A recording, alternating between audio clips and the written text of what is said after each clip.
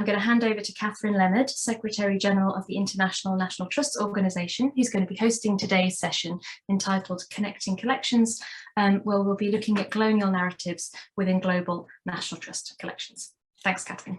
Oh, thank you, Elizabeth. And I'm really delighted to be convening this webinar featuring so many different members of INTO, the umbrella body for the global family of national trusts. And the subtitle of the webinar is Every Object Tells a Story. And there's so many items in our connections have these multiple stories to tell, often from different countries, stories of how and where they were made, what they were used for, and their relevance today. So our discussion is divided into 3 sections. There's a lot to pack in, so hold on to your seats, everybody. A moving story of an object given from one man to another that speaks of internationalism and long-standing personal friendship.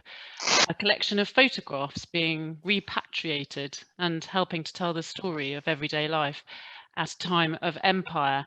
And lastly, a reflection on 2 items in national trust collections here in the UK and in the United States of what David Olusoga on the INTO online conference called the hardware of the Atlantic slave trade. So we've pre-recorded these, but we're all here live for the discussion at the end. So do please pop your questions in the chat and we will get going with, we're starting with the Ethiopian Shield and Emma Campagnaro and Princess Esther, and they'll introduce themselves when they get going. So we'll see you in a bit.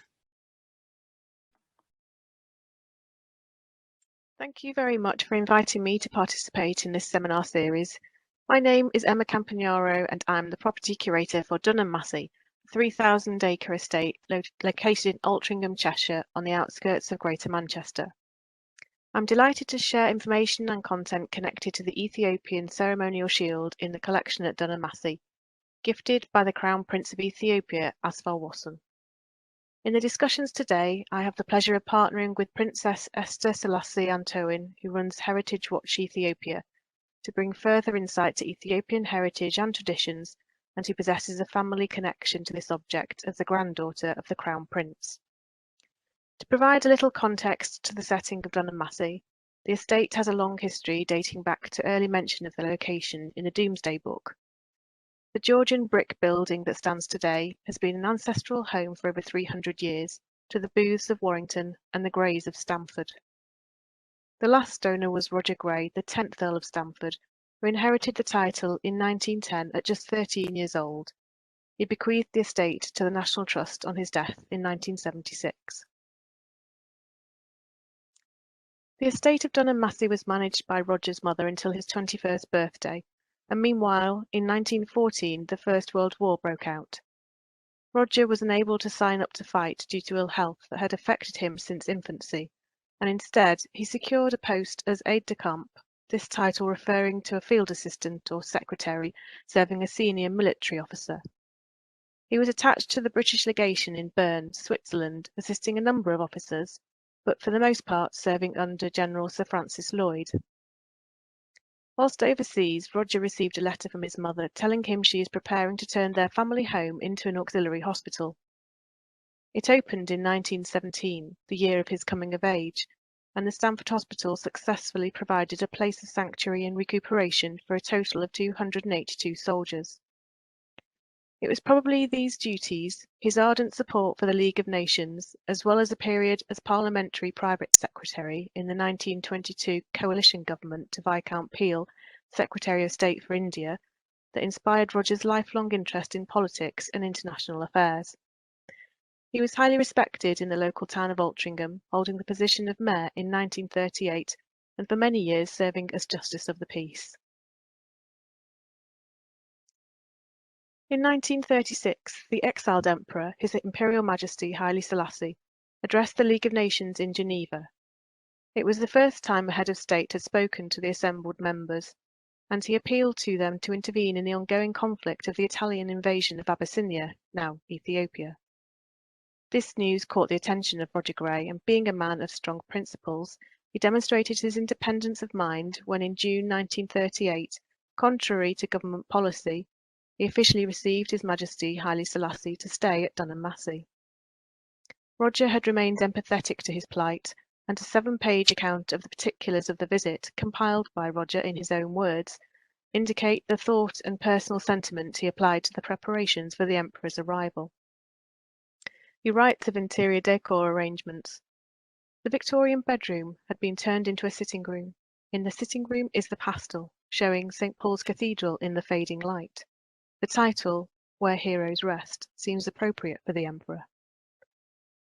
This large work of art remains in the Dunham Massey collection, one of the largest Indigenous collections in the National Trust. Roger's description of the Emperor's room goes on to say, "And outside, on the roof of the bow window of the saloon, our head gardener Gillies has made a little garden of brightly coloured flowers." The Dunham Massey archive is so broad as to include oral histories gathered by the National Trust, including a recording given by Arthur Shufflebottom, a junior gardener employed in 1934 to work for the aforementioned Mr. Gillies. In 1988, Arthur shared his vivid memories of the occasion. On that half-moon of the leaded roof that comes out from the building, we had to carry 100 weight of moss and spread it all over the leaded roof, and then we put palms and lilies and hydrangeas, all sorts of pot plants, so that the Emperor could look out through the window and see this lovely garden which was built on top of the saloon roof. Of course, we weren't allowed to carry plants through the hall. It all had to be done from ladders outside. It really was a big occasion and a tremendous amount of work. I think when the Emperor came, the grounds actually looked the best I've ever seen them. I remember the evening he came. There was a whole fleet of cars down the main drive. Lord Stamford brought him around the gardens and introduced him to the gardeners, and Lord Stamford translated. He spoke in French to the Emperor, and that's how we conversed for a few minutes. It wasn't long, but we had a word with him. These notes are a valuable collection resource, providing evidence of the reality of the occasion and greater insight and appreciation into the personality and character of those whose stories we share. 2 days of it are documented and share a little of it with you. Friday, 10th June. We left Dunham for the town hall. His Majesty was interested in the collection of civic plate, and after signing the Mayor's book, walked into the council chamber. I opened the window and showed the Emperor his flag flying from the flagstaff. Mr. Lee said to the Emperor, "I hope that flag will fly in your Majesty's country again." I translated this into French, and the Emperor replied, "I am greatly touched by what you have said." Saturday, 11th June. We left Dunham about 11 o'clock to visit the scout camp. The rover mate made a little speech of welcome, to which the Emperor replied in Amharic. The rovers accompanied the Emperor on a walk through the camp, and His Majesty was much amused when told of the test, to guess the number of beech trees on the old green mound or tumulus. The actual number is 73. Lady Barton guessed 75, the Emperor guessed 25, and I guessed 40. Everything throughout this visit was most friendly and happy and informal, and His Majesty obviously enjoyed himself. Sunday, 12th June. Some of the party went to church. The Emperor remained in his sitting room and later walked in the garden. The Crown Prince arrived in time for luncheon. I took him out into the garden, where his father was walking with Mrs. Noel Baker and deep in conversation. His son advanced a few steps and made a very deep bow. The Emperor, meanwhile, looking rather serious, advanced, and with a delightful expression on his face, took his son's head between his hands and kissed him on both cheeks. At 3 o'clock, Mr. Hawley arrived with his camera and took several photographs in the garden of the house party. The party left Dunham Massey on the morning of 13th June. This letter, seen on the left, is dated 10th of August 1942. In it, the Emperor thanks Roger for remembering his birthday, the hospitality shown to him and his family in 1938, and hopes for the opportunity to receive him in Addis Ababa. The letter also describes the gifts sent to Roger and his mother, a silver cigarette case and a necklace.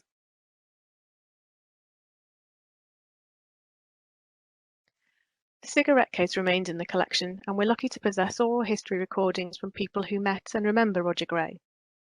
In 2011, interviewee Michael Rindridge shared his proud memories of meeting Roger and a story of the cigarette case.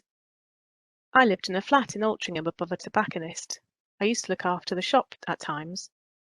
Lord Stamford came in one day and showed me a cigarette case, given to him by Haile Selassie, but he couldn't find any cigarettes to fit it, and he was rather proud of it. It was a very thin case, and the only cigarettes I could think of were Turkish. He came back a week later and said a lot of people complained at his dinner party. He said, I wanted to show them the cigarette case and offered them a cigarette at the same time, but it was pretty horrible. We ended up with cigarettes called Marathis. They fitted his cigarette case perfectly. These first-hand accounts help to bring stories and history to life with humour, as well as helping us recognise the lasting impression the Emperor's visit had on Roger.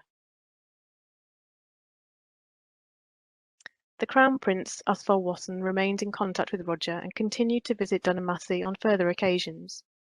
Entries in Roger's personal diaries in November 1938 and 1940 provide evidence of meetings in person. The Ethiopian ceremonial shield was gifted to Roger by the Crown Prince in 1944, and in his diary entry on May 1st of that year, Roger writes of taking it with him when attending a talk to air raid wardens. We understand ceremonial shields were often gifted to Western dignitaries, symbolising power and prestige, and by coming together with Esther and Antohin, we're really grateful for the chance to gather more first-hand knowledge of African traditions and heritage to support our appreciation and understanding of this treasured object. Roger continued to fly the Lion of Judah flag every year to celebrate the Emperor's birthday, and frequently wrote to him to pass on birthday wishes and any other news worthy of communication. This correspondence continued between Dunham Massey and the Imperial Palace until the Emperor's death. Today, the tradition continues to fly the flag every year on 23rd of July, and the property welcomes the local Rastafarian community from Greater Manchester on their annual pilgrimage. It also provides wonderful opportunities to share historic connections and relevance and to broaden visitor awareness. Thank you. So thank you very much for inviting me to speak with this seminar series, and it's lovely to be in the company of Princess Esther today. And the slideshow that you've just seen was pre-recorded, and now it's wonderful to come together to have a discussion in person with Esther. So I'd like to start by asking you your feelings on the content that was presented in those slides, and just reflecting on the collection items and the links that we've got with your family history here as well. So if I may hand over to you. Yes, thank you very much, Emma. I really have to say I feel very grateful and honored to be seeing this wonderful story, which I've heard about, but I'm now seeing. And what strikes me most about this story is how beautiful friendships develop even in times of great adversity, as clearly His Majesty Emperor Haile Selassie was at that time. And also what strikes me is the strong conviction and principle of the 10th Earl of Stamford, Roger Grey, who, in spite of his country's policy, he felt that, you know, his own appreciation for His Majesty's stand and predicament was it was remarkable for me. It's a life lesson that throughout generation can learn from. So and it's a beautiful story. I'm very grateful that you have it's preserved very well for not only, I hope, the Rastafarian community, which is who's very dedicated to His Majesty and his life, but also to other people, Ethiopians and others as well, who may not know about the story. In fact, I'm quite sure they don't. And it's a wonderful story to share. And I'm very grateful that I'm part of that link here to react and to give any comments about that. Thank you very much. Can I start by asking you a question? Because in a previous conversation we had, you mentioned that you knew your grandfather well, Did you know about his visits here, and the extent of the link to this family, or was that unknown to you? It was completely unknown. Of course, you know, to imagine I would know my grandfather, Crown Prince Asfawasan, or my great-grandfather, Emperor Haile Selassie's vast connections would be impossible for me. I did not know anything about it. And again, my affiliation with National Trust of England, for which Heritage Watch Association, an organization I founded and head, is affiliated with, and it's through that connection that this story came to be for me. But while I knew my great-grandfather up till the age of 14, when the revolution happened in 1974, I was 14. I have vivid memories of him as a great-grandfather, as a family man, and of course with my grandfather, who died in 1997, I have a larger and longer period of knowledge. But this particular story I did not know about, and I'm very happy to learn about it, of course. And it's a pleasure to share it as well. Yeah. And I know the object that has brought us together is the ceremonial shield that your grandfather presented to the 10th Earl of Dunham, Roger Grey, 10th Earl of Stamford. And I was interested to find out if the nature of the object was familiar or in some way connected to the history of Ethiopia, in the shape and the presentation of. So the conical shape, is that symbolic of anything particular to Ethiopia? And I know the nature of the purple velvet and the gemstones that decorate it. We tend to connect them, the colour purple, with royalty, but is that the same for royalty in Ethiopia? And are you aware, and can you add any more to our understanding of that? Thank you for this wonderful question. I have looked into the shield. My own knowledge of what the shield symbolizes in Ethiopian culture is that it is an instrument of protection, of course, as one knows it, at war, but it's also a high honor and respect given to, for instance, in marriage, when a man gives his new son-in-law a shield, he is clearly making, the gesture of protection to him, to his new family, and also to honor him. That one house honors another house. Of course, we know far more about the shield and its use at war, and I won't get into that. But the different variety of decorations in shields and the material used also indicate certain significance. In this case, it is the material itself is fine. I believe it's, I haven't not seen it in person, but it is, what am I saying? The velvet textile. Velvet. Is it's fragile. velvet. Velvet itself is, in the Ethiopian context, indicates royalty, and the material itself, the color usually are blue, tend to be royal colors. But I also want to differentiate between our two cultures' interpretation of any item, which is two worlds. So the shape you talked about may not mean as much in Ethiopian context as it might in the Western one or the English one. But when given to a foreigner, I was told, it has obviously the high respect and something even more important, which is the trust, because it is, there's a degree of closeness, and that allows for His Majesty or the Crown Prince to give to a foreign person a shield. which is it's significant in that it is indicating closeness, trust, respect, and obviously great affection. So all of this is in there. The gems obviously indicate the importance of the person to whom it's given. So it's also very consistent with the story of His Majesty and the 10th Earl of Stamford. So it only confirms and seals that story. So I did go out of my own knowledge and speak about this item and its context to experts. And I was told this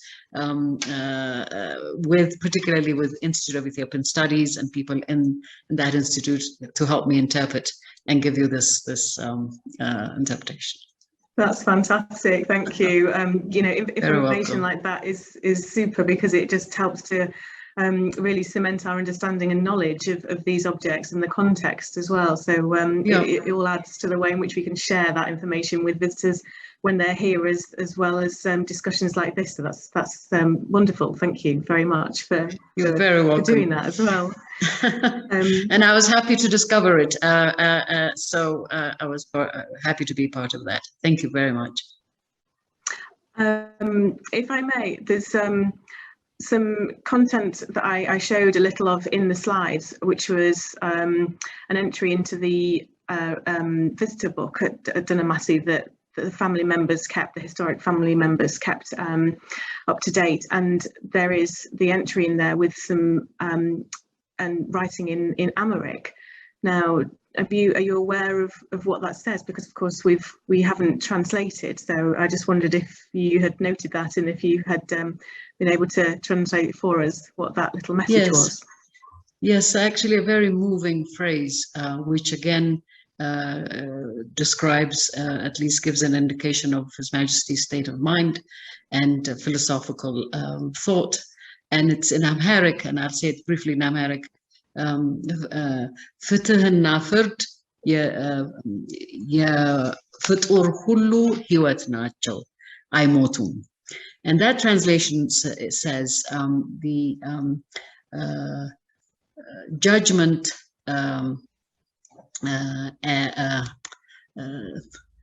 ፍትህ means the result of judgment is all creatures. It is sustenance to all creatures. And they do not die.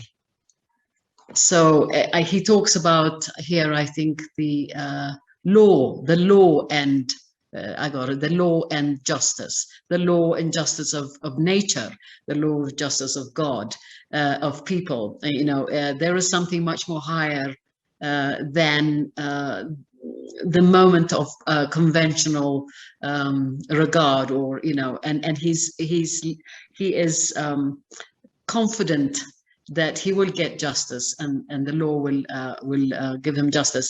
And I think and it's handwritten and signed by him, so very, very meaningful, very moving statement and philosophical and spiritual thought, I thought.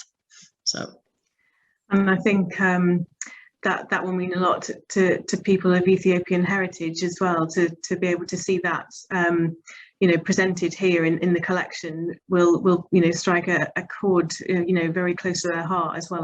I feel so. Do like to make those kind of opportunities available for visitors as well, to see and to connect with people, to make them relevant to all visitors. It's wonderful for us. Because I think he's not talking, he represented a country, he's not talking in personal terms, he's talking about Ethiopia and the state it was in, and that he's confident the law and justice will be on his side, on the side of truth. And I think, yes, in that sense, we all get to participate in that moment, historical moment, through this phrase. And I think that's wonderful. Yes. That's superb. And possibly, I know we've got an amount of time to chat, and I could talk to you for ages. But are you aware of any archive or any documents that may still survive in Ethiopia in relation to communications with the Imperial Palace. And I'm just aware of the volume of archive we have here, but are you aware of any of that existence of those kind of materials in Ethiopia? And I guess through the work that you do as well with Heritage Watch and those kind of buildings that would most likely contain that kind of content, to your knowledge, does that still exist or may exist? Yes, because of the way His Majesty was taken out of his throne, and the revolution that came after it, there was a lot of information like that, archival information that could have been mislaid, or but as it is now in contemporary Ethiopia, there is great interest. And an institute like Institute of Ethiopian Studies at the Gannat al-Ul Palace with ethnographic museum also attached to it. I have been in communication with Dr. Takkala Asafa, who has assured me there's a lot of archival information. And the other important part of this is that His Majesty was living in that palace until 1960, and then he moved on to another Jubilee Palace, which is down in another section of the city. But so chances are that something in that period that we're talking about would be found in this palace is really, really great. So I hope beyond this moment, beyond this event, to put you, Dunham, Massey, and Netherlands Palace in touch for these possible archival materials that might interest you, and other interests you might develop as well. That would be something I would definitely love to do. And I think there will be some outcome from it, very important outcome as well. That would be superb, absolutely superb, and I'm very excited to hear that as well. So thank you very much, and very much appreciated. You're very, very welcome. It's my pleasure. One more point, and about coincidences and of life that's interesting between these two individuals is again the 10th of Stamford, Roger Gray. Their birth and death dates are very coincidental. And they were contemporaneous. I know His Majesty passed in 1975 under not very good circumstances, of course, but he passed a year later as well. And so I made that, I noticed that, and I thought, how interesting is that? Very much in the same life span, the two men. So yes, absolutely. Just one more comment. Yes, absolutely. One more connection that draws them and that friendship closer together. Indeed, yes. Indeed. Yes. Well, I know we're going to have some further discussions, but I just wanted to say how super it has been to discuss and share this and talk with you, and a real pleasure. So thank you very much. I appreciate it too. Thank you. Oh, thank you so much, Emma and Esther. I don't know about you, but I found that all really moving, and particularly at a time when global collaboration and multinationalism seem to be under threat again, but are needed more than ever. Thanks so much. So everyone, do send in your questions in the chat, and in the meantime we'll move on to our next pair of speakers, who are Pali Wijeratne of the National Trust of Sri Lanka and National Trust for Scotland curator Antonia Laurence Allen, who are going to talk about the photography collection of Edward Atkinson Hornell. Take it away, Antonia. This is a story of Edward Atkinson Hornell, a Scottish artist who used photography to compose his paintings. He developed a method of painting that proved extremely popular and made him a very wealthy man. There are roughly 1,700 photographs that he used in the collection at the National Trust of Scotland, and they're all housed at Broughton House, Kirkcudbright, in the Scottish Borders.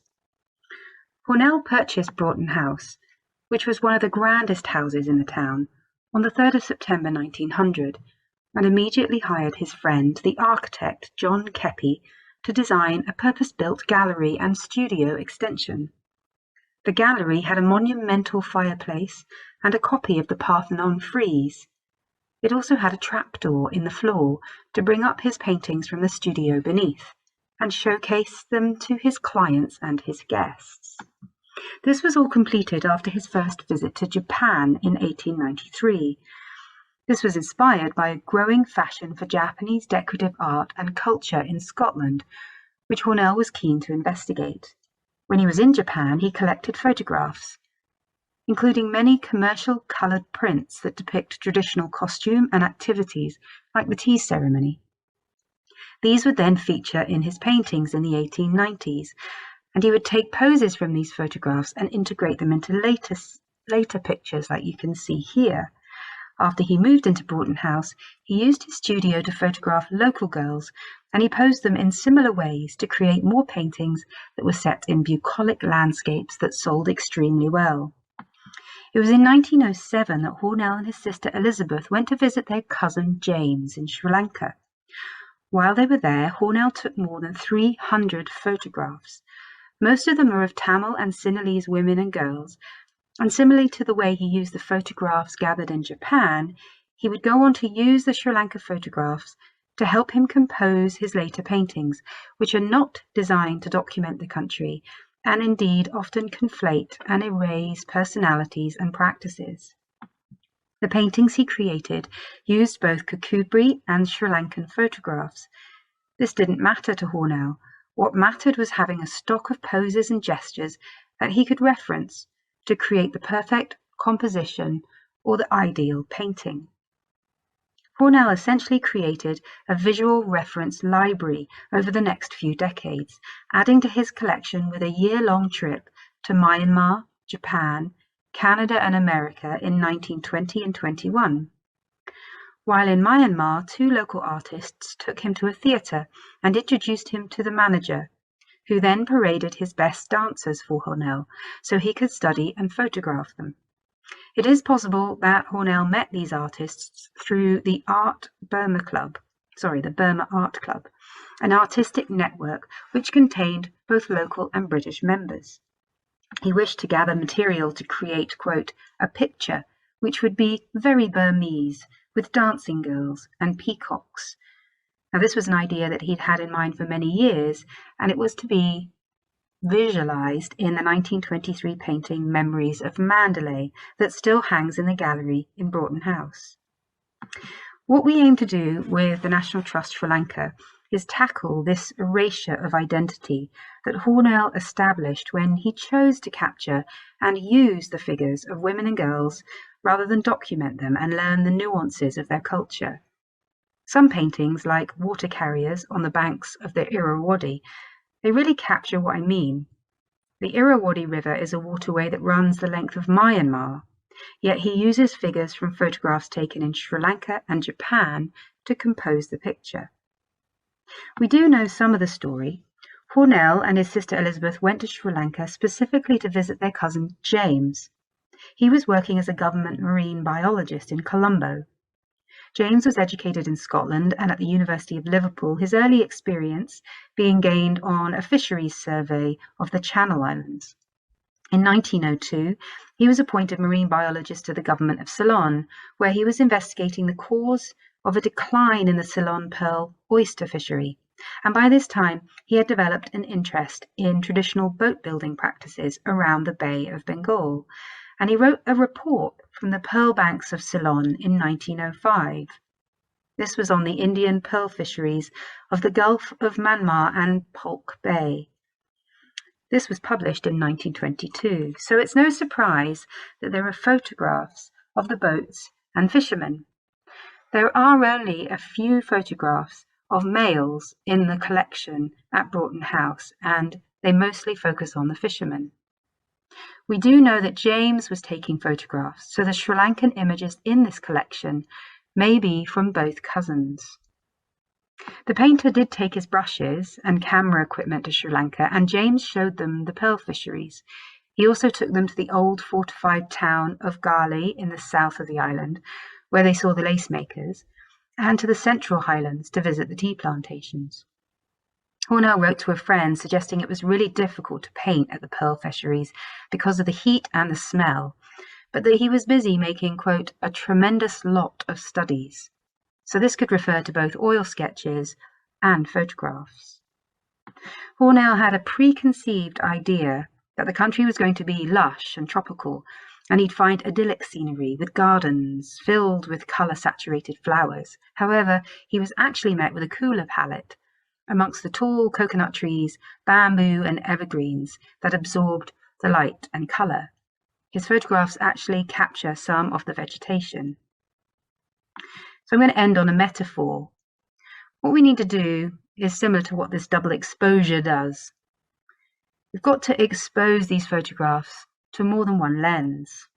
What we've done is we've looked and taken our contemporary eye and understood what it means for a colonial Scot to take any photographs he wants of colonised people and disregard local traditions and customs.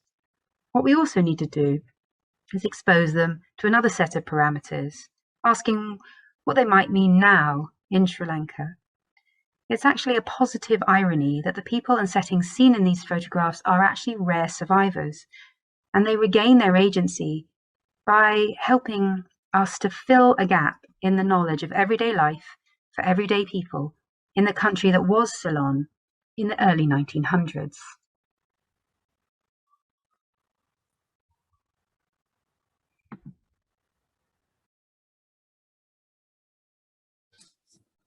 Right, Edward Hornell. When did he visit Ceylon? According to the records given to us so far, it's 1907. However, on analysis of the photographs revealed that he would have come to Ceylon during the Easter period. Reasoning behind this is photographs show the effect of hot and humid Ceylon weather is having an effect on the brother and sister. And usually April is the hottest month of the year. Water carriers show signs of the effect of the hot and sunny weather bearing on them when exposed to direct sunlight. Hornell has captured the festive mood of the ladies from the south. The Sinhala Tamil New Year falls also in the middle of the month of April, based on a lunar calendar. So, Hornell's collection includes 267 photographs, 4 paintings, and a few artifacts showing the talents of craftsmanship. His photographs include the life of the common people in 3 different parts of the country, religious activities of the majority race, and the pearl fishing trade in the Indian Ocean. Photographs cover the life of 3 parts of the country. Sorry, that should be the again. And those 3 parts are the Sinhalese in the southern coast, the Tamils in the northern eastern, and the Indian migrant workers in the tea estates in the hill country in the center of the island. Pearl fisheries. This shows us photographs show down the way to collect wild mollusks from the deep seas. And here is a diver getting ready with the tortoiseshell clips to cover their nostrils. Getting ready to dive, usually up to 20 to 40 meters to the seabed. And the guys who are on the boat itself is holding on to the ropes that support the divers and just in case they get into difficulties. And the photograph on the right shows the boat people bringing in their collection for auctioning. And these are the people, merchants waiting for auctions. They included the Ceylonese, the Persians, and the Indians. And the village life in Manna, which is where the pearl fisheries were done. This is on the left-hand side, the villagers collecting water from the kulam. Kulam is a collection of a man-made tank of what is rainwater harvesting. That was practiced even those days. And here the villagers are waiting for the boats to arrive. And water is collected, and it's time to exchange the village news or the gossip session as well. And on the right-hand side is the village fair.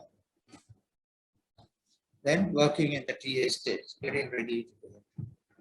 Now here is a problem was that you will find it's a Indian, South Indian migrant workers working in these tea estates. And here is a young lady getting ready to go for work. And there's another one choosing the tea leaves to be plucked. And they had to pick the leaves that had to be plucked because they won't get paid for low quality leaves. So checking the quality of the pickings. And after that, they collect their wages for the day and they go home after the day's work. Life in the South Coast, lace making at home is a cotton lacing, and as Hornell the painter saw it, he has adopted the photographs of the village scene as well as the scenes from his trees and the vegetation around, and combine the two together. And milling homemade coconut oil. I quite remember going on this horizontal bar, taking a ride in my grandmother's house when I was a kid.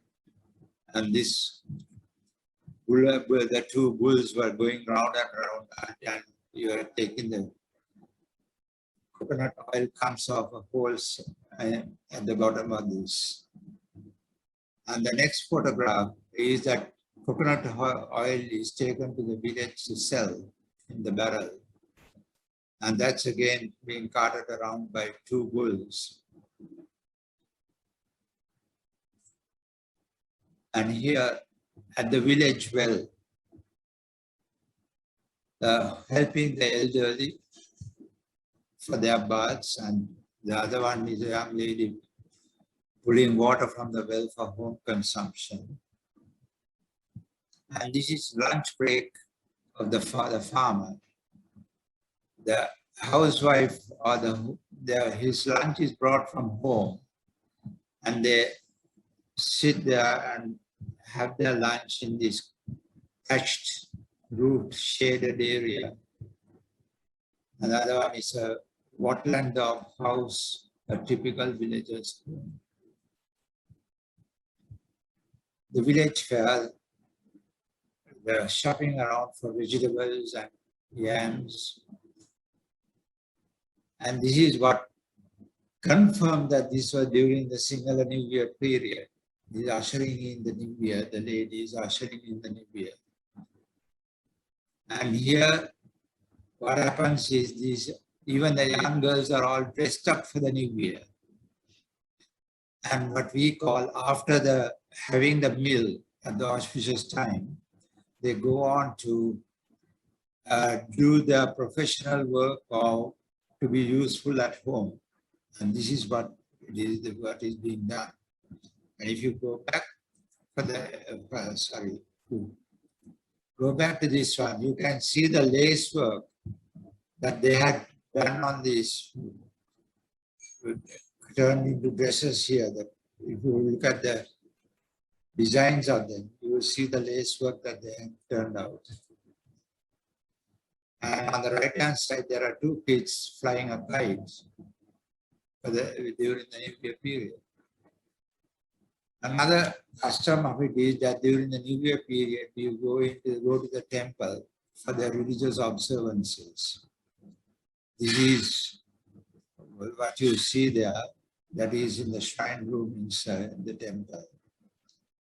And that is what Hornell saw as an artist's perspective. He has cut off whatever he didn't want to do using his artist's license, but shown the ladies observing them. Here they are observing the children in the temple offering flowers. That's again the same thing. And on the right-hand side is a typical way of listening to the stanzas being chanted by the priests. And there is a sacred string that is passed around, and you hold on to the string so that the blessings are conveyed to you. Thank you very much. It's fantastic. That so I'm hoping that we have a moment to chat just a little bit, because I was just writing down all the things that I did not know, and it's an embarrassing list that's about this long, of all the sites and the processes and the people and the events and celebrations.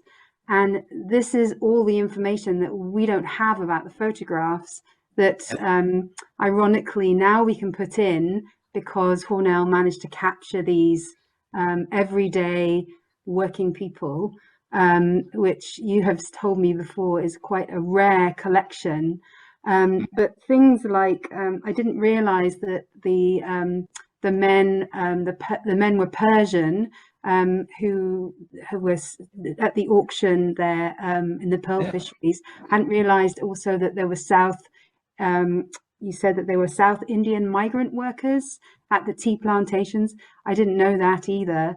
I wonder if you could say a little bit more about what you've discovered in the process of looking at these things. Something you mentioned was a memory of being a child, and the coconut milling, coconut oil, which again, I had no idea that's what that picture represented.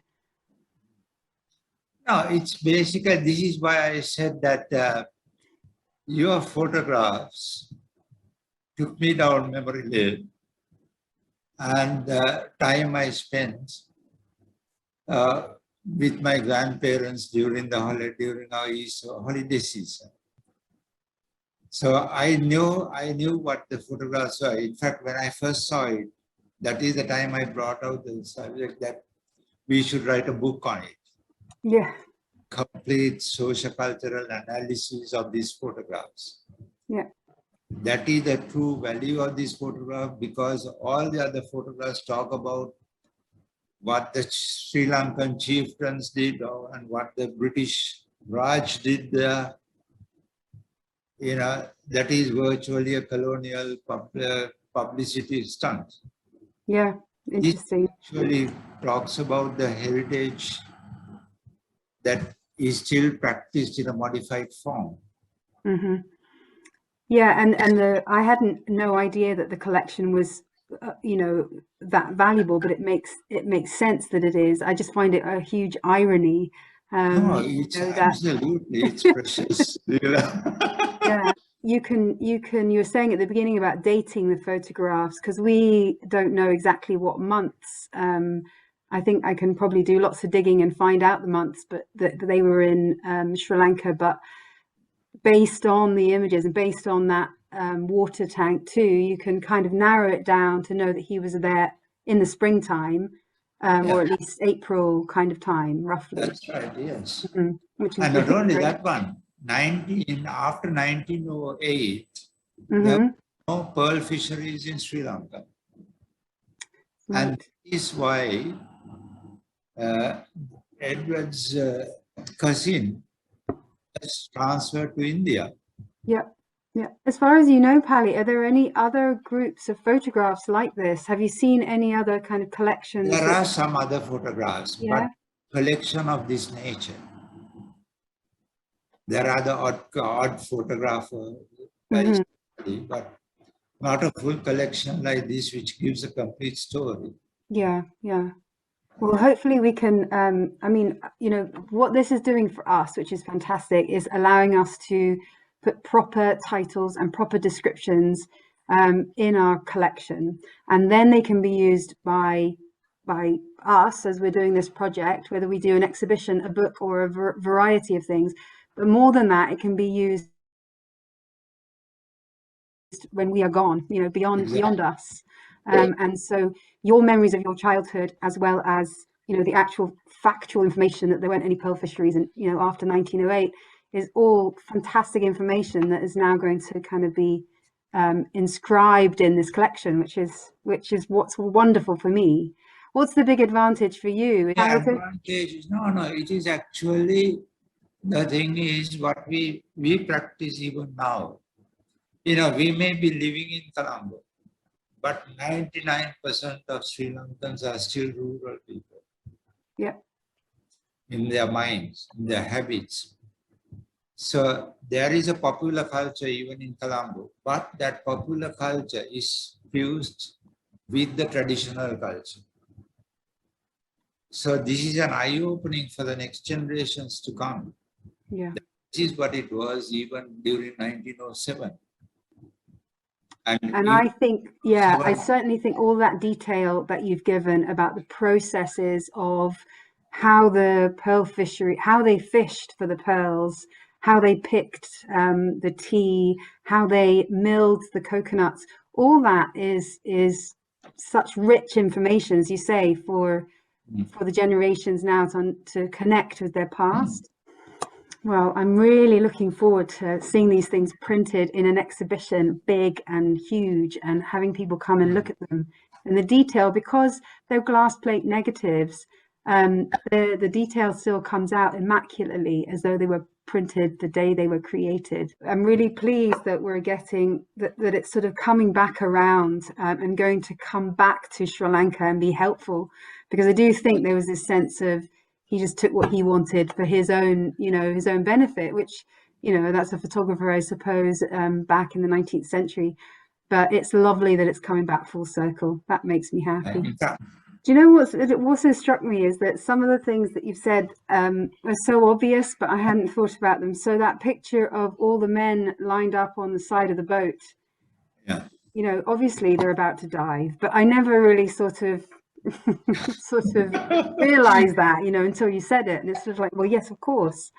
And they all dive, and they've all got this. The other thing actually that I wanted to ask you about, which I was we might need to tie up soon, but was just the image of the string and they're praying, and how does that work? So they pass the string around, and it's a blessing. Is that correct?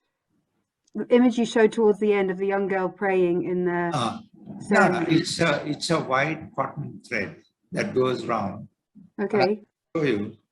And at the end of it, the priest cuts it or breaks it and ties it in your arm to bless you.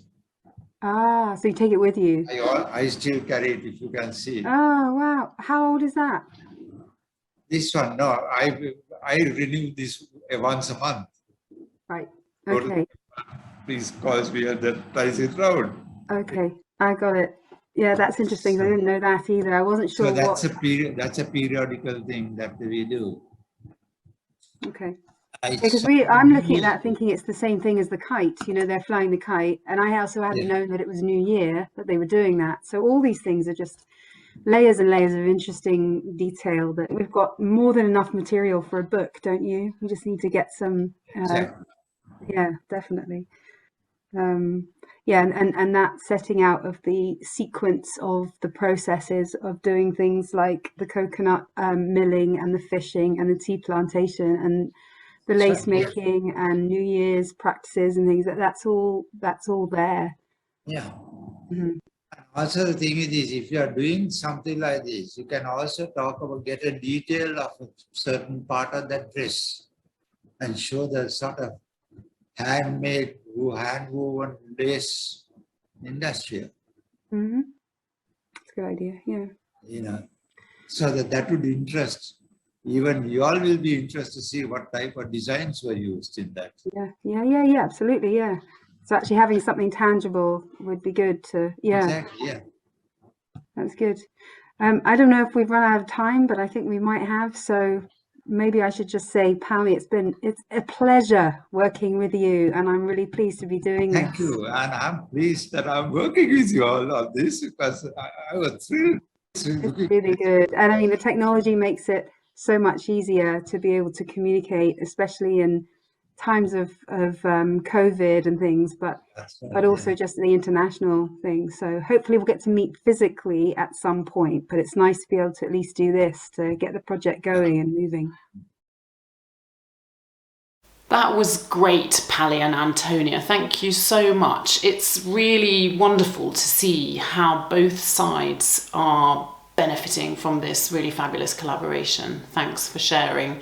Again, pop your questions in the chat and we'll turn to our last set of speakers, Hayley, Kate and Sarah, who will introduce themselves and the items in their collections. Hello, my name is Hayley Gaisford-Gotto. I'm the General Manager for Snowshill Manor in Gloucestershire. I've been invited to share with you how we have redisplayed and interpreted a shackle for an enslaved person that we have in our collection, and more broadly how we're working to embed the Wade family's colonial past so that it's interwoven into our core story. In the question and answer session which follows, I'll be joined by our Property Operations Manager, Kate Groom, who's played a central role in this work. To give you all a little context, Snowshill is a manor house set in the Cotswolds. It is a place like no other, a world away from the ordinary and the unconventional home of the eccentric Charles Wade. It was purchased by Wade in 1919 after he returned from the First World War. Wade was a talented man, an architect, artist and craftsman. He was a prolific collector, amassing a collection of over 20,000 objects, and the manor was intended not as a museum, but as a home for his collection. Here Wade celebrated design, colour and craftsmanship. He gifted the manor and the garden to the National Trust in 1951, and he died in 1956, having lived most of his last years in St Kitts. For several years, we've been rethinking the visitor experience and how we bring our stories to life in a setting which is unexpected and unfamiliar for some of our visitors. There is so much to see, and yet nothing is laid out as you might expect in an English manor house. In 2019, working alongside our curator and visitor experience consultant, we set about re-evaluating and prioritising the stories that we felt were core for understanding how the Snowshill you see today came to be. For us, the story of Wade's connection to St Kitts and his family's history as plantation owners and enslavers had to form a key and permanent part of our story. Almost every visitor would ask our volunteer room guides, how is he able to afford a life of collecting? And when prompted by this, they were told that he had inherited plantations in St Kitts from his father and that the plantations had been purchased by the family after the abolition of slavery. But probably like many, Wade's was a nuanced story, because although his ancestors were enslavers and much of his family's wealth was derived from enslaved and indentured labour of the 18th and 19th centuries, he was of mixed heritage, as his grandmother, Mary Jones, was born in St Kitts and was a woman of colour. He was as much at home in St Kitts as he was in the Cotswolds. There are no known photographs of Mary Jones, sadly, but here we have a photograph of Charles Wade on the back steps of the manor in his rather fabulous boots, and to the right a photograph of his sisters Olive and Connie. We'd just finished working on our new plan and were starting to work out how we were going to share our core stories so that all of our visitors could encounter them and not just those who went into the manor when the pandemic struck, and like everyone else, we closed our doors. Over the course of the next few slides, I'll be sharing with you how we have interpreted our story, including redisplaying a shackle for an enslaved person. On the next slide, we have a photograph of the shackle, and I just want to make you aware that that photograph will be on the screen for a couple of minutes. When we reopened the manor to visitors in September last year, much in the world had changed. We had spent time when we weren't open having conversations with colleagues from across the Trust, as we knew that Snowshill was one of the 93 properties that featured in the National Trust's Colonialism and Historic Slavery report, which was released in the same month. Our regional curators undertook a contentious collections audit and looked more deeply into all of our collections. We had been aware that there was a shackle in our collection, but at this point knew very little about it. It was displayed in the last room on the visitor route on a windowsill with other metal objects, mostly locks and keys. was an old curatorial decision, and up until this point, not one that anyone had challenged. However, you'll be unsurprised to hear that it was an item that was flagged by the audit, and we began our conversations with our central and regional curatorial and interpretation colleagues as to how we should display and interpret the object going forward. The decision was made that the shackle should be removed when we reopened so that we could invest time in research, as our knowledge was limited. We chose to temporarily interpret the void left by the shackle because we wanted to share with our visitors what we were doing and to be clear that we were unsure of the exact nature of the item and its provenance. In our archives, we discovered a poem called The Wide Arched Door, written by Charles Wade about Basseterre, the capital of St. Kitts, and the slave market. It gave us an insight into his abhorrence of the trade, and to accompany this was our Global's Histories and Interpretation, which was created in collaboration with our curators. This gave visitors a wider context of the work that was taking place to research global connection in places cared for by the National Trust. Our curator contacted other institutions with similar collections and discovered that the shackle was made in Europe. It was likely that it was used to control or punish an enslaved person. In a note at the end of the poem, Charles Wade described it as a slave shackle, but we have found no record in the Snowshill archive to discover how Wade came to own the object. He records it as being displayed in a room he named Admiral, along with an account's ledger and a deed of sale for an enslaved female from the British West Indies. There is no known relationship between the deed and the shackle. When we reopened in March this year, we had made some changes to our interpretation. We knew that we wanted to test running a written narrative through the manor, and because of social distancing, it meant that at the beginning we were operating very differently to pre-COVID. The capacity of the manor was reduced, we had fewer volunteers coming in, and we were able to show less of the manor. So it felt even more important to us that we should introduce Wade's story, including his connections to St. Kitts, from the very beginning of our visitor journey. We wanted to test out the location and content, so have initially done this very simply by just using A-boards, which has given us the chance to do some evaluating, put in something more permanent. We've also introduced written interpretation into the manor for the first time.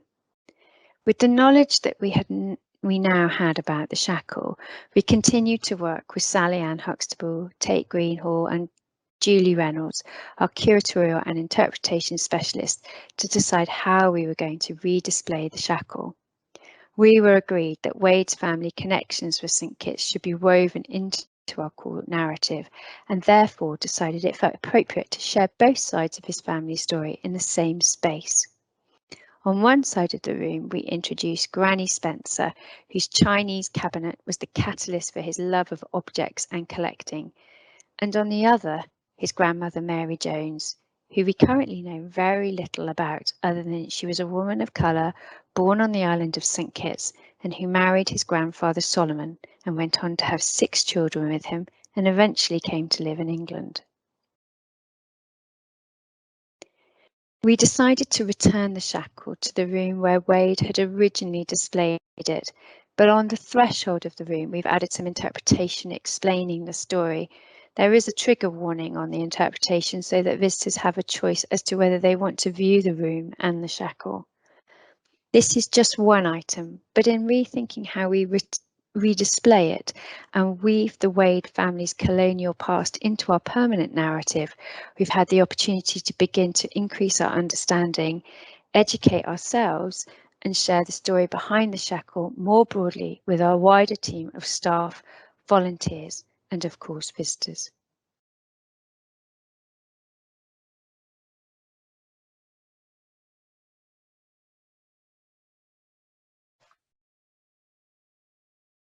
Hello, my name is Sarah Stroud Clarke, and I'm the Director of Museum Affairs at Drayton Hall Preservation Trust. It's an honor to spend this time with you this afternoon to discuss how we display challenging objects in historic house museums.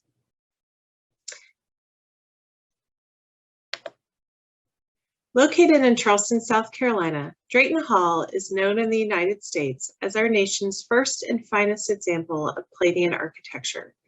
Drayton Hall reflects the wealth and prosperity enjoyed by the colonial elite during the 18th century.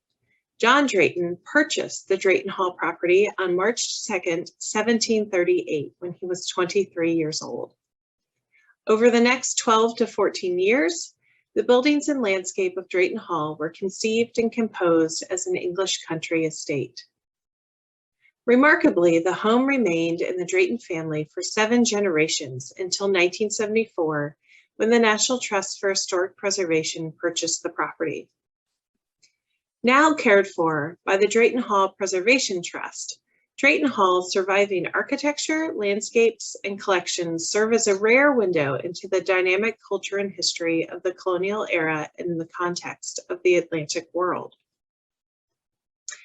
While Drayton Hall is an architectural masterpiece, it was also a colonial plantation and was made possible through the profits of the enslavement of thousands of Africans from its inception in 1738 and through the conclusion of the American Civil War in 1865.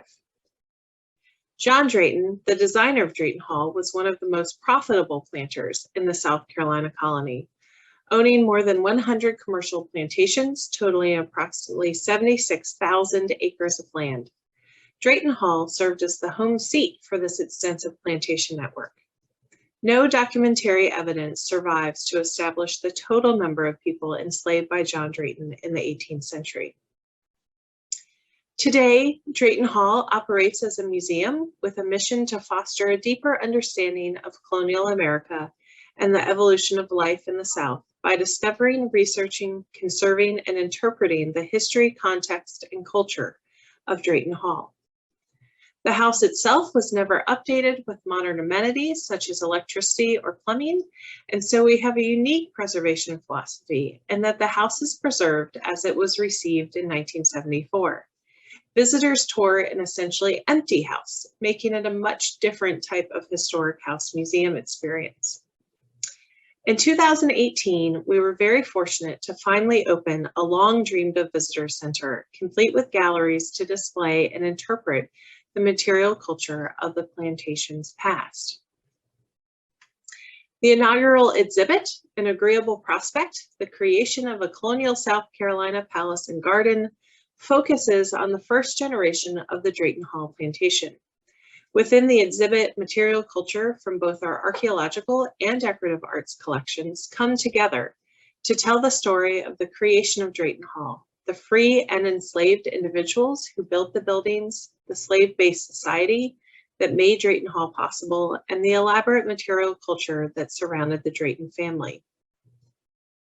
Creating the first exhibit was both a wonderful and difficult task of selecting objects to best represent the mid-18th century history of the property. As the curatorial team came together to create the exhibit, we knew that we would include the 18th century Drayton slave brand as one of the focal points. When I give tours of the gallery, I always emphasize to visitors that this is the most important object in the gallery. I now offer a trigger warning in preparation for an 18th century slave brand that will be shown throughout the remainder of this presentation. In order to introduce you to this object, we will go straight into the gallery via video to view the brand and the interpretation that accompanies it in the gallery. This video was created during the height of the pandemic in order to help bring the gallery to viewers who could not visit in person.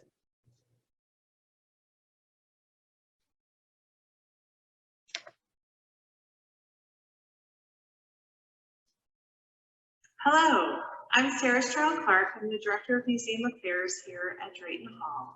And today I'm going to talk to you about the object that I believe is the most important one that we have on display in our gallery. It's an 18th century silver slave brand. You may have never heard of a silver slave brand, and neither have we. This object had stayed in the family unknowingly for generations. And in 2012, we sent it up to Colonial Williamsburg to be tested by X-ray fluorescence, or XRF. And we discovered at that point that the face of the brand had a high silver content. This object highlights the power and control John Drayton had over the people he enslaved. Its purpose was to brand his name onto their skin. It reads I Drayton, which stands for J Drayton, as the letter J did not occur in the Roman alphabet. Surviving brands such as this one are rare, and currently this is the only one of its kind surviving with a colonial American context. Silver brands were used with heated oil placed on the skin to raise a scar. A 1789 account from the West Indies explains the process. Quote, a silver brand with the initials, letters of the purchaser's name or his plantation mark is heated enough to raise the scar's skin and applied to the fleshy part of the breast or shoulder previously rubbed with sweet oil. It is not known if or how often this brand was used by John Drayton on his enslaved people. No records of its use survive. What is known is this object was owned by John Drayton and at the very least served as a stark reminder of the power of a slave owner over those he enslaved. The replica brand on the right is displayed alongside the original brand in order to show how the silver brand looked when it was originally purchased by John Drayton in the 18th century.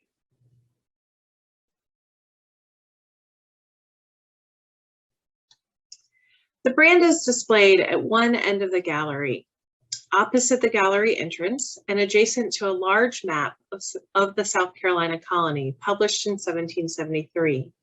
We use the map behind it as a tool to try to help our visitors envision the scale of 76,000 acres and the unknown number of enslaved individuals needed to work the land. As noted in the video, the brand was accessioned into the Drayton Hall collection in 2009 from the Drayton family. In 2012, the brand underwent XRF, or X-ray fluorescence testing at the Department of Conservation at the Colonial Williamsburg Foundation to determine the composition of the metal components of the brand. The test results determined that only the shaft of the brand was made of iron. The brand itself is made of an alloy of silver and copper with some lead impurities, and that is when we began reevaluating this object. Surviving brands such as this one relating to colonial North America are rare. In fact, to date, this is the only one of its kind currently known of with a colonial North American context. The few surviving brands and accounts of this type are related to either Europe or the British West Indies, such as this 1895 reproduction of a silver slave brand shown on display at the Wilberforce House Museum in Hull. There are a few late 18th century accounts detailing the practice of using silver slave brands in Jamaica, one of which was included in the object label in the gallery. While a deeply troubling reminder of the cruelties of enslavement and a terribly difficult object to view and comprehend, this is exactly why we have chosen to have the brand displayed prominently in the gallery at Drayton Hall. We strongly believe that it is our purpose to help educate visitors about all aspects of history of the property, and along with viewing the elaborate decorative items that furnish the estate, we also need to remember how the fortunes were acquired, to purchase those objects, the power that was signaled throughout both the house and the objects within it, and the inhumane practice of enslavement. Thank you.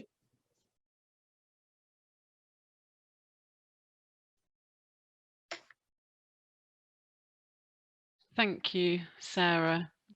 I'll just let everybody take a minute to take in what we've seen and heard, and then we'll come to questions. So if you have more questions, please pop them in the chat.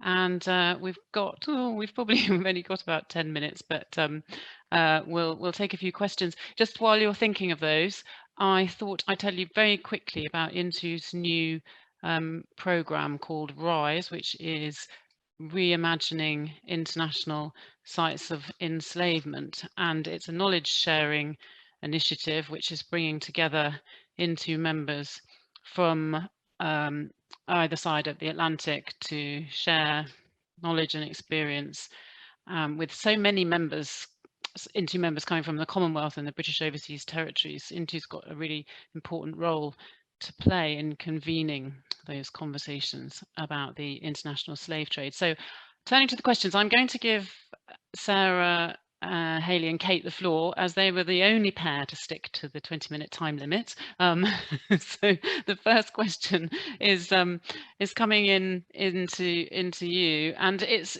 actually really for Hayley and Kate. You talked, and actually to Sarah as well, because you've both sort of reinterpreted your sites, and the question is really around the trigger warning at the room holding the shackle in Snowshill and how that's been received, and have you created the permanent signage yet, and what have you learned from the evaluations that took out? I guess how's it all gone down with your visitors? Hello, hi, it's Hayley. I will let Kate was really responsible for creating lots of the interpretation that we have out. But I think one interesting thing is when we did put the poem out last year, there was a trigger warning on that. And we did get some feedback from visitors asking why we would put a trigger warning on a poem where slavery was referenced. Only one, I think, if I remember correctly, Kate, but nonetheless a comment. I think what's been really interesting with evaluation, particularly prior to people, the story of St. Kitts and that sort of colonial story, is our evaluation that we've done so far tells us that has really engaged people. People are really interested in that story, perhaps more so than the idea of Wade and his collecting, but I think we have now moved so that the trigger warning is just outside the room, and it is on a piece of I'd say it's semi-permanent, because we're kind of testing that story at the moment and how it works and whether we've got the location right, but it's in a kind of permanent form now. Kate, is there anything you want to chip in and add? I think that kind of covers most of it. We did, like Hayley said, have quite an explicit trigger warning, which was explaining that the poem itself, because it talks about a slave market, may cause upset or distress. And on reflection, on a bit of feedback, we've changed that with our central colleagues. They helped us to change the wording of that trigger on the poem, just to highlight that it does discuss issues of slavery. And like Hayley said, then our choice of room is that people can choose to view the shackle or not. And so by having the interpretation related to it outside, it gives them that option, but we're not explicitly telling them whether they, want to avoid it or not. I think just leaving that to their personal preference. Overall, like Hayley said, it's been really well received, the interpretation. We've been carrying out evaluation. My colleague Claire Steele and one of our volunteers has been carrying out some brilliant evaluation across the path and leading up to the manor and in the manor itself, just to see, how people are responding to it. And people are really fascinated by it and how we're telling it. But it's very, it's factual history, and it's really key, like he said in the presentation, to understanding Wade as a person, because St. Kitts is so important to him. Great, thanks, Kate. And I'm just going to pop over to Sarah. Have you had feedback on how you've reinterpreted at Drayton Hall? We really have. Not only in the gallery, but we have really spent the pandemic kind of redoing how our visitors go through the house. So we've moved to an audio tour right now and rewritten our entire house tour, which is really grounded in social history and very much speaks to naming enslaved individuals that were on the property and living in the house. And so I will say, coming from the American South. That's not always well received by every visitor that comes through the property, but that often tells us that we are doing our jobs. If we are starting to challenge people's thinking, you know, often we're learning a lot when people are not comfortable with the interpretation. And so that has been really great for our interpretive staff to work through those issues with visitors. And I will say that, you know, we at Drayton Hall, we have really taken the approach where we are not shying away from the topics of enslavement and really pushing that forward in our interpretation. As I mentioned in the video, individuals were enslaved on the property through the Civil War. We know that after the Civil War, convict labor was used on the property. And so, you know, this system of enslavement was just used for centuries on the property. And so we are really exploring all of those centuries at this point in our interpretation. Thank you. That's great. There's a few comments in the chat about it all as well, which I hope you've read.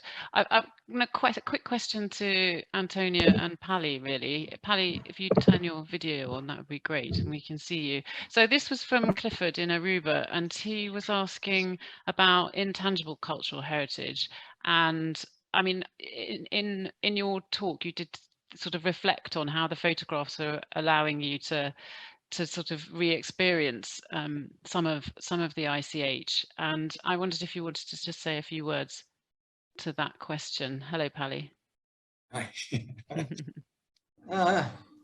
No, basically, the way I looked at those photographs was probably different to the way that somebody else would look at, because some of these photographs took me back to my childhood, when I spent my days with my grandparents in the village.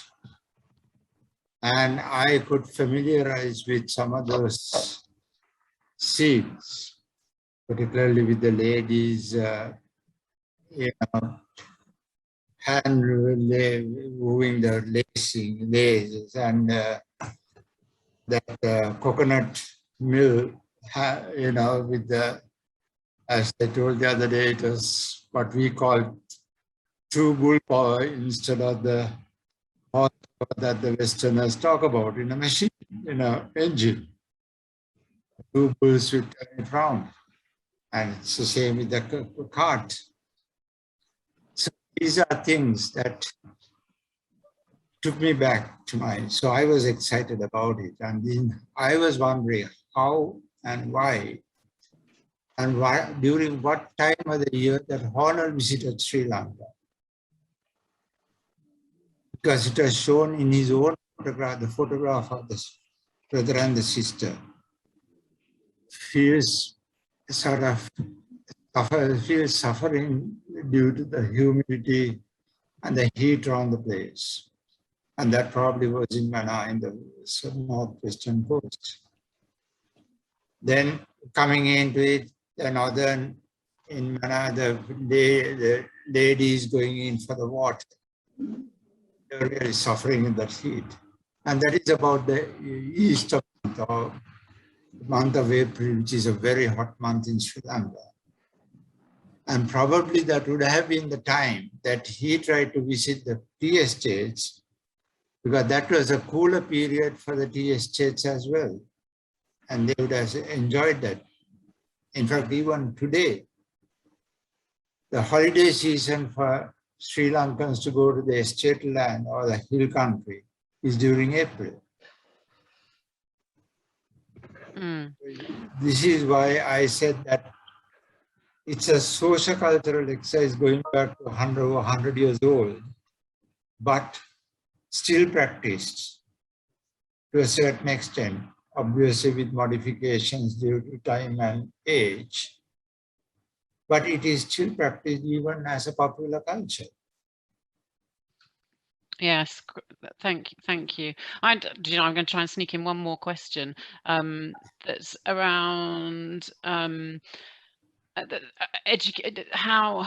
Actually, no, I'm going to go to Charlotte in Bermuda, who's really interested in creating audience feedback loops, particularly in response to visitor choices to avoid trigger warnings, and love to hear any methods. Oh, I just jumped off the methods and technologies. How did you collect your feedback, Hayley and Kate? I think we were really low tech, actually. Don't you think, Kate? I think it was a lot of talking to people. We used a volunteer, and we kind of cited her at key parts along our visitor journey where we wanted to understand how people were interacting with pieces, and got her to chat to people. And we've kind of collated it. It's quite a longhand way of doing it, but actually I think what we've found is that we end up with really rich conversations based on that. Yeah, thank you. And look, we're on past now, but I'd also say that seeing the Bermuda National Trust pop up there, they've got some fabulous resources, education resources that kind of respond to one of the other questions about how you introduce these themes to young children. So have a look at their website. We're on the 4:30 here, certainly time limit, and I'm going to bring the webinar to a close, but it's been absolutely fascinating. Thank you everyone.